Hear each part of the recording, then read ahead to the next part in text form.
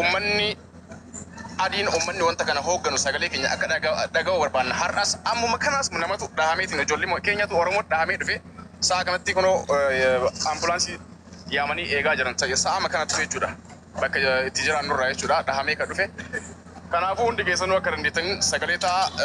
Kana boodas waan keessa seene koreen keessa seente koree gurmooyitee keessa seente jira koree maanguddoota jara eenee waan jedhamanirraan achirraan furmaata yoo dhabne itti deebina jechuudha. Amma wanti nuti barbaannu furmaata biyya kana keessa kabajamuu qabna.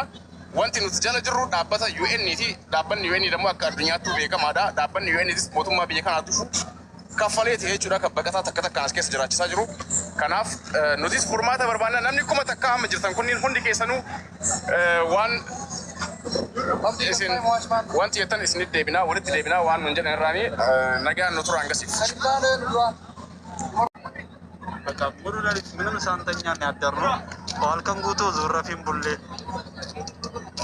አከማናን ወሪያኒ ቶቦሌ ሰጌና ዳኒ ያ ከሌሳ አልከን ዱራጂ ሰኒ ወኒ ሰገሌው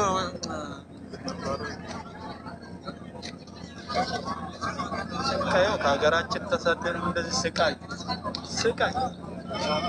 ህፃን እባካችሁ ድምፅ ሁኑልን።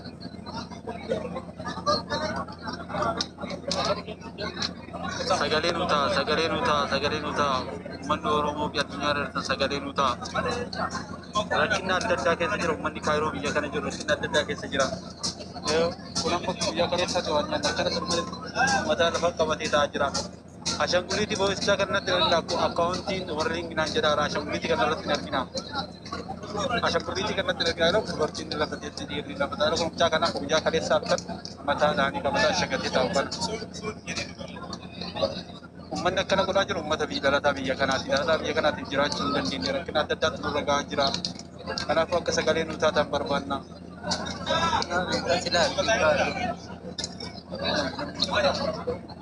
Kanaaf sagalee nu ta'a. Nama 59 share godha nama bira akka gahu share godha akka sagaleen kennu kun nama bira gahu rakkina adda addaa keessa jira. Biyya kanatti miidhamnee jirra. Biyya kana keessatti miidhamnee jirra. Biyya kana keessatti miidhamnee irraa baqataan biyya Kaayiroo halkanii guyyaa du'utti jira. Uummanni addunyaarra jirtan sagalee nu ta'a share godha waliin gayaa. Hawaasa addunyaa cufarratti share nu godha.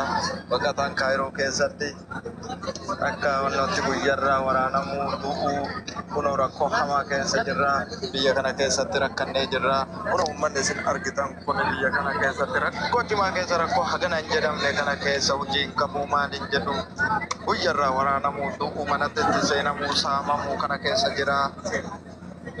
Haga dandeettaniif uummanni Oromoo sagalee nu ta'a biyya jirtanirraa.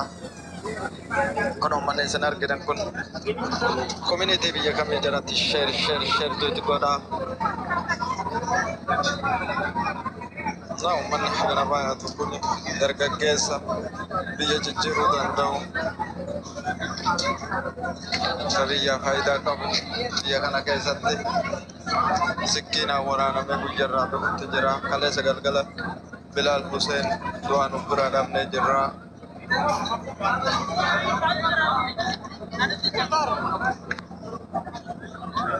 Kanaafuu uummanni Oromoo biyya addunyaa jirtan sagalee akka nu taatan sagalee nu ta'a rakkina adda addaa keessa jirra saamamuu jirra jiraachuu hin dandeenye manarraa nu ari'anii kunoo ala sa'aatii kana ala jiraataa jirra akka kaleessaatti uummanni tokko namni rafe hin jiru daa'imti namni guddaan dubartiin wanni uummanni akkanatti karaarra deemaa bullee jireenya keenya makiinaa yaabbachuun dogganii sababa bishaan Abbaayeen nurraa gad dabbeen jechuudhaan siqaa adda addaa nurra geessaa jiranii. Kanaafuu rakkina adda addaa keessa jirra. Kanaafuu sheer nu godha addunyaa irra kan nu godha sheer nu godha nama biraan nu godha rakkina adda addaa keessa jira uummanni Oromoo biyya kana jiru. Kun karaa deemu namni akkana jecha bakka haasuma halkan deemaa bullee hin dhufne kun akkanumatti jira. Baga ammaa gaafiin kennamu hin deebine rakkina adda addaa keessa jira.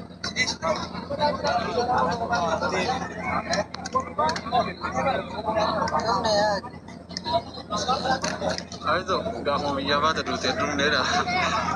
Wae direto lupute na bu wae da bu lupute na nanti ko lagal kuma nama bakko hijrata mu jela ruja Kamera tinggal